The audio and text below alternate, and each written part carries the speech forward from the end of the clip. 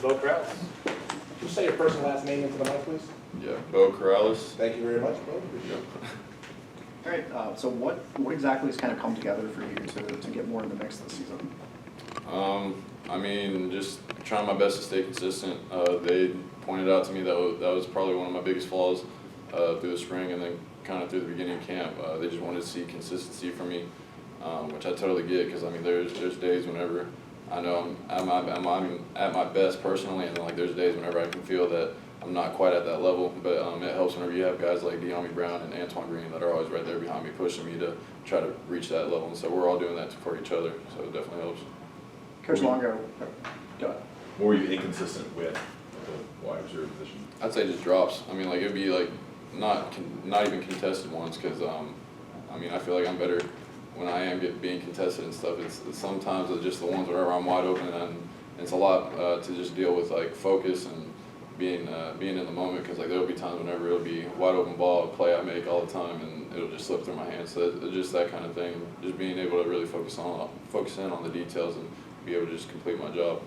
Coach Longo mentioned that he kind of challenged you after camp and told you he wasn't happy with what you've done. Was that a kind of a turning point for you, or what did that conversation mean to you?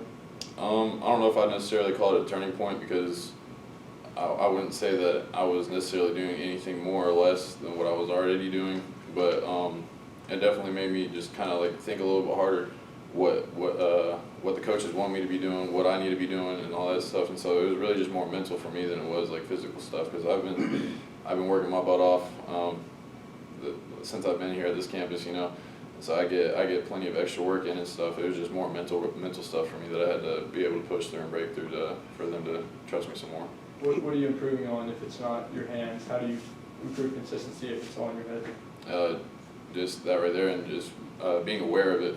Like, being aware whenever I'm not as focused as I need to be, because whenever we're running drills, whatever it is, whether it's like catching tennis balls and stuff, like, I have to be able to check myself and, like, lock in mentally and think to myself whether or not I'm performing at my best mentally, not just physically, because that's what it comes down to, and that's what they've been telling us a bunch, is that I mean, we know we can make plays, we know that we can do all the above, get all the accolades and stuff that we want to get. It's just a matter of us being able to really focus in on it and use our abilities and make the plays.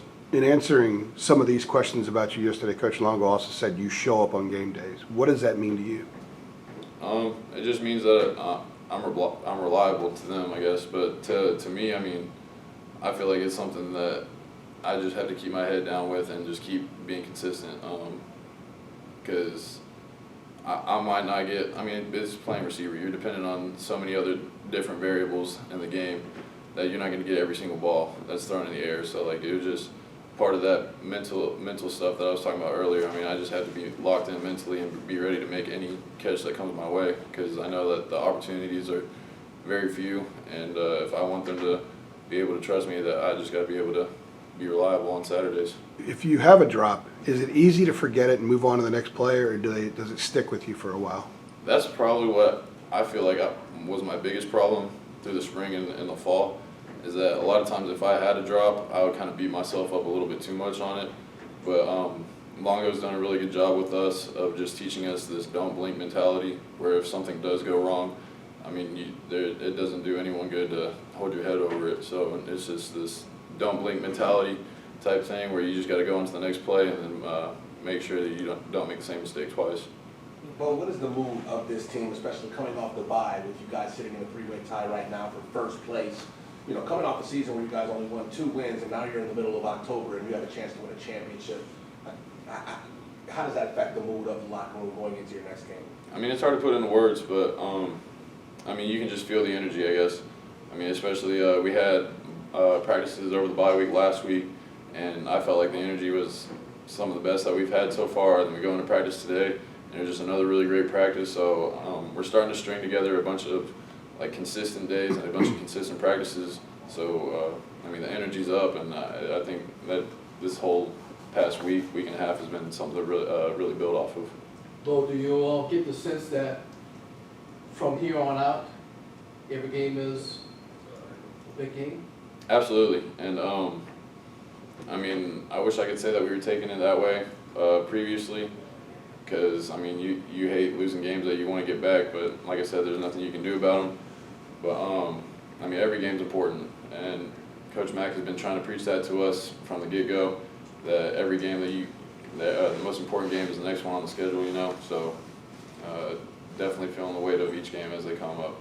What's the key to the end zone fade catches? Seems like that's kind of like refugees. So is there any strategy to go and get those balls over the quarterback? I'd say it's more just more reps than anything, because the way that Sam's put, especially if it's a back shoulder, if it's like a jump ball, it's a little bit more different.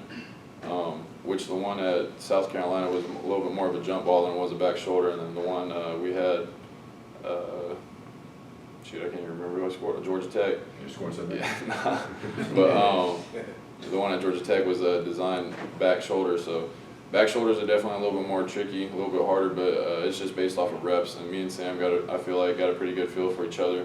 So it's just the timing, him knowing where I can reach to, and me knowing when I have to turn my shoulders and my head. Because if I give it away too early, it's pretty easy for a cornerback to kind of jump onto it. So it's just a lot of timing and a lot of reps together.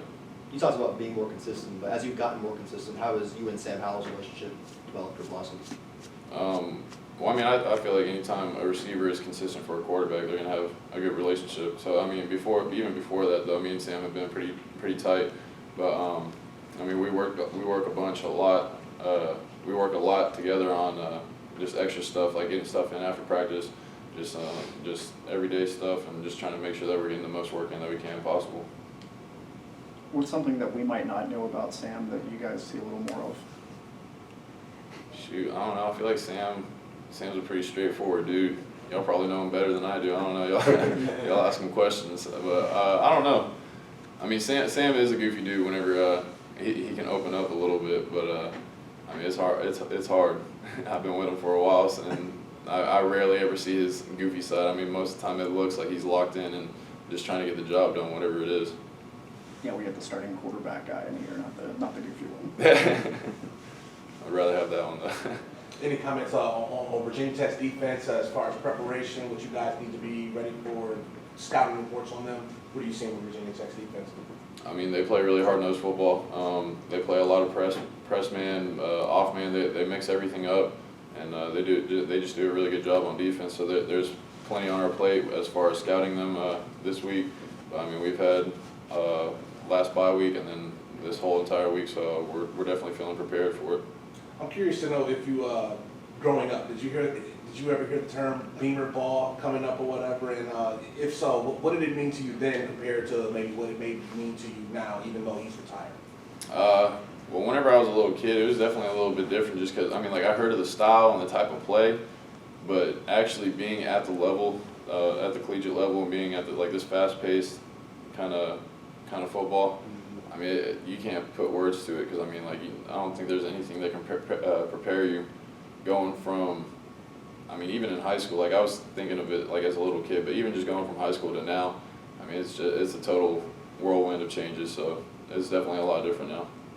You're from Texas. Why did you pick UNC? I know Coach Brewer was a big part of your recruitment, but any other reasons why? Because it's different staff you committed to, obviously. Yeah, there was a man that told me, I'm not gonna name him, but there was a man that had told me that during recruiting I needed to go where I felt like I was most wanted, not where I wanted to go most. And it came down to here in another school, and I really just listened to my heart, prayed about it, and tried to listen to where I felt like I was wanted most, and it felt like they wanted me here. And especially being type 1, it sounded like the trainers had a really good plan for me, and were really going to be there to help me out through that whole transition. So, growing up where you were from, were you a fan of Mac, and I mean, what's the opportunity to play with him? For him? I mean, it's. I talk with my parents, my friends back home, about all that, just all the time, because I mean, it comes full circle. I grew up 30 minutes down from DKR, and so I watched plenty of games of Mac Brown winning, and I mean, just to think, because I grew up wanting to be at Texas. I grew up wanting to play for Mac Brown. Like that was the dude. Still is the dude. But I mean, it's just crazy how he ended up here with me. And I mean, I'm just extremely grateful and blessed, and I thank God every day that I got this opportunity. Just to clarify, you said type 1. Are you talking about that? Yes, type 1 diabetic. Just make sure. Yeah. Thanks, Paul. Thanks, Yeah, Bob. appreciate y'all.